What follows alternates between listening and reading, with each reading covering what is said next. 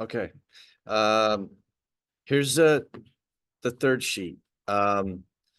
So this is beginning to put all the C15 and C16 together because you're going to use this once it's completed to put it together to pull everything off of this sheet and then put it on a lined piece of paper where you create your written rough draft cover letter, which is going to be used to type to do a rough draft type letter. So so before you begin, remember that you're trying to gain employment, so you need to sound professional and articulate. So refrain from sounding to the reader as if you are speaking to a friend. Use bigger words and replace for smaller words, and refrain from using I all the time. You're trying to impress and stand out so that you get the call for the job interview rather than another applicant. So the purpose in the introduction, adding on to your introduction sentence from C15, a good way to start the introduction sentence by informing them of the purpose of the letter. An example would be the purpose of this letter is to, and then continue it. Provide your introduction sentence from the previous worksheet, C15 and the lines provided below. But before you do that, add the purpose of your letter here. So the purpose of this letter is to acquire employment with your organization, for example. My name is Kevin Mercado, and then whatever your introductory letter was you used on C15, you're going to pull from that and you're going to add it here. I give you an example here. Purpose of this letter is to obtain an internship in your company. I'm seeking an opportunity to acquire an internship as an occupational therapist. Add your introduction from the first worksheet here. Example, I'm interested in learning and studying under an occupational therapist.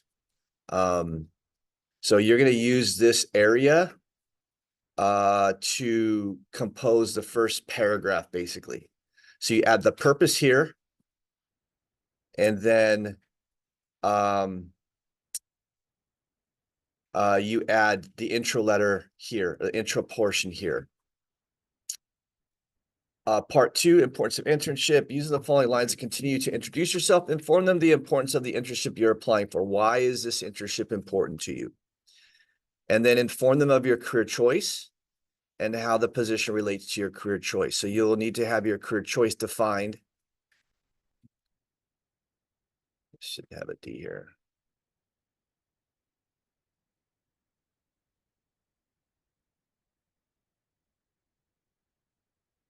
Defined from previous worksheet C15 to complete this. So the C15, you had your career choice on there.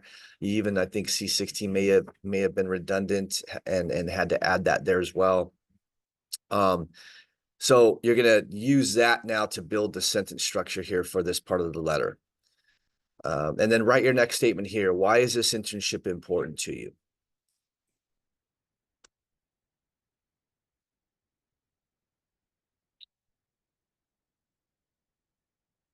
Then from here, inform them of your career choice. And then how does this position relate to your career choice? So I'm interested in this position because of this.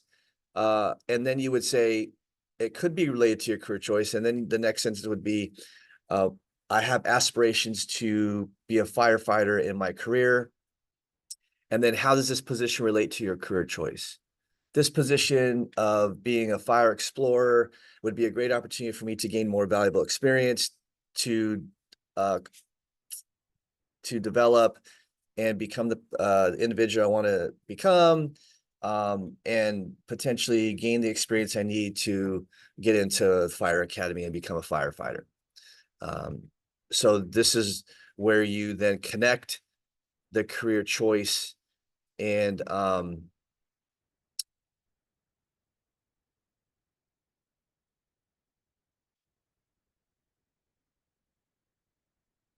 the internship here from here. So you connect both of those onto this particular portion.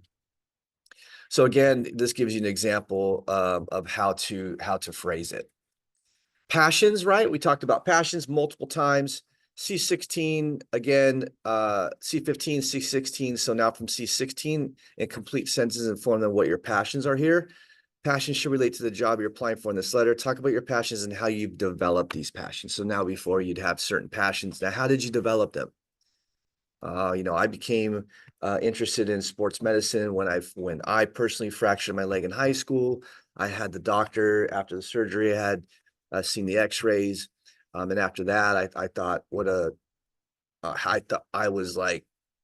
I thought, man, this doctor is really smart. I'd like to be like him. So it would be something similar to that. How did the passion relate to that? And then the experiences. Now, a complete sense for them. What do you experience in life has led you to develop these passions, which relate to the job you're applying for. So again, here it is. When I was a senior in high school, I surgery my ankle, which led me to have a desire to learn about bones. This is one reason I gained interest in this field of study. So you talk about your passions, experiences. I'll give you another example of how that could look. And then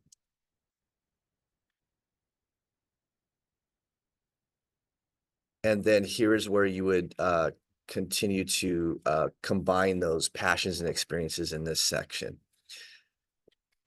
Part 5, the close. Okay, describe here why you're suitable for the position. So what makes you a good candidate for this position? Tie your career choice, passions, and experiences together to make the reader remember you so that you're the best candidate and one who gets called to interview.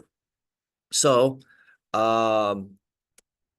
here's an example. I believe I'm a good candidate for this industry because your clinic is focused on working with children with a variety of different disabilities.